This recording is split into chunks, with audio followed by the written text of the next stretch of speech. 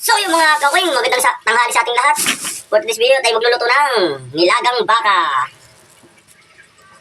Ito na, maglalagay tayo ng karong baka dito sa ating pressure cooker.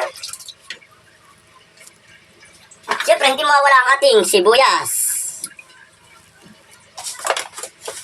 At lalagyan na natin ng konting pampalasa, konting asin. Ito na, tatakloban na natin. At atin na papalimbutin sa ating pressure cooker. Yan, hindi ko na matakloban. Kailangan maayos ang pagkakatay. Baka yung masabugan, ay siya. Tanggal ang muka. Takloban natin sa ating pangkalimbang. Yung pinaikot-ikot. 10 minutes. Malambot na ang ating karning baka. Ika nga'y pinaikot-ikot. Umikot na umikot. At meron tayong isang buong repolyo, hindi pa hiwa. So, yan na ang ating pressure cooker. Paikot-ikot na dahil napakainit ang loob niyan.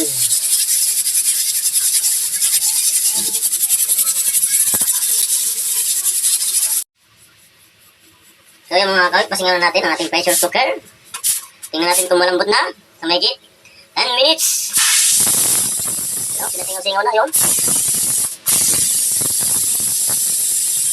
Ang lakas ng pressure cooker na yan, ating kailangan pasingawin upang hindi tayo sabugan.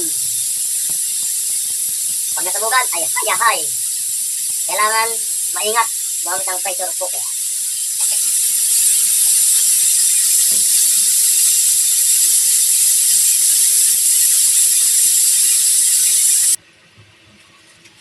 Dahil napasingaw na natin, bubuksan na natin.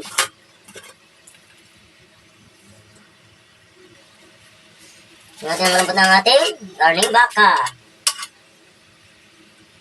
Yung malambot na.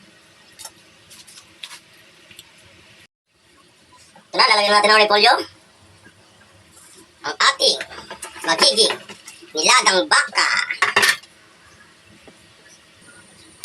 Matapos natin ilagyan ng repolyo ang ating karning baka, ating naman hahaluin at ating luluto-lutuin ang ating repolyo.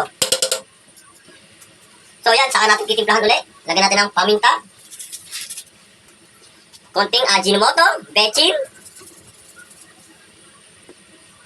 Ating hahaluin upang lumasalasa ang kanyang mga pekado. At para naman lumasa ang ating nilagang baka, dagdagan pa natin ang Nor beef. So yan, lagyan na din natin ng ceiling green ang ating nilagang baka. At atin ang imimikos-mikos ang ating nilagang baka.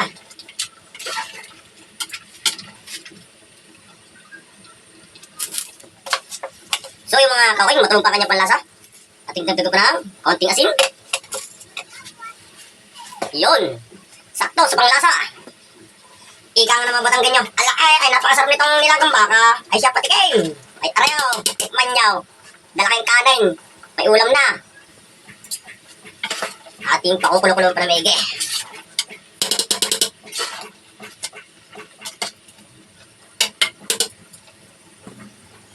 So yung mga kawing, hanggang dito lang ang aking video. Maraming salamat sa inyo for the out. Thank you for watching.